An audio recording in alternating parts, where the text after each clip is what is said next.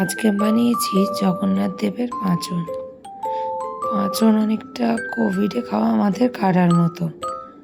আমাদের জ্বর সর্দি কাশি হলে যেগুলো দ্বারা আমরা সুস্থ বোধ করি সেগুলোই পাঁচন। তার জন্য নিয়েছি 3 ইঞ্চি মতো আদা কোচানো, 1 টেবিল চামচ গোলমরিচ, অল্প একটু দারচিনি, 6টা এলাচ, 10-12টা তুলসী পাতা, আর একটু কয়েকটা সাদা তাল মিছরি, 7-8টা বড় তেজপাতা, লাল তাল মিছরি, একটা বড় এলাচ ভেঙে নিয়েছি। এই কটা উপযোগেই আমাদের তৈরি হয়ে যাবে আমাদের জগন্নাথ দেবের পাঁচন, যা খেয়ে তিনি রথে চড়বেন। আর একটা পাত্রে 1 বাটি মতো জল নিয়ে নিয়েছি। জলটায় গ্যাসে দিয়ে গ্যাসটা জ্বালিয়ে উষ্ণ হতে দিয়েছি। যখন জলটা হালকা উষ্ণ হয়ে যাবে, যে কটা আমি উপকরণ দেখালাম সব কটাই একটা একটা করে জলের মধ্যে দিয়ে দিতে হবে।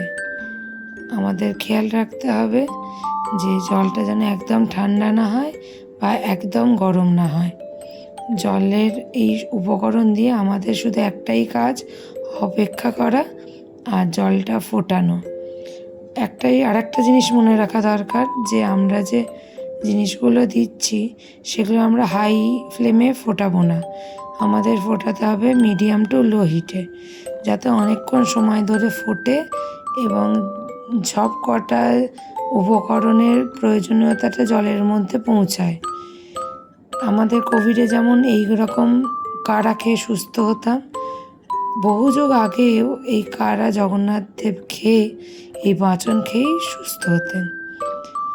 একবার আমি ভালো করে হাতা দিয়ে নাড়িয়ে নিলাম যাতে সব কটা একসঙ্গে জলের সাথে মিশে যায়। এবার জল ফোটা অপেক্ষা করব, আর এটা হতে মিনিমাম 15-20 মিনিট 25 মিনিট লাগবে। আমার জলটা ফুটে অর্ধেক হয়ে গেছে। এবার আমি একটুখানি আরটু ফুটিয়ে বন্ধ করে দেবো, কারণ জলটা মোটামুটি অর্ধেক হয়ে গেছে।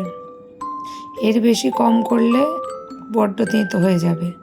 এবার আমরা এই জলটাকে ছেঁকে একটা অন্য পাত্রে রেখে দেবো এবং জলটা যখন ঈষৎ উষ্ণ থাকবে এবং তার মধ্যে অল্প একটু মধু আর চাইলে অল্প একটু পাতিলেবু দিয়ে জগন্নাথ দেবকে পাঁচন পরিবেশন করুন।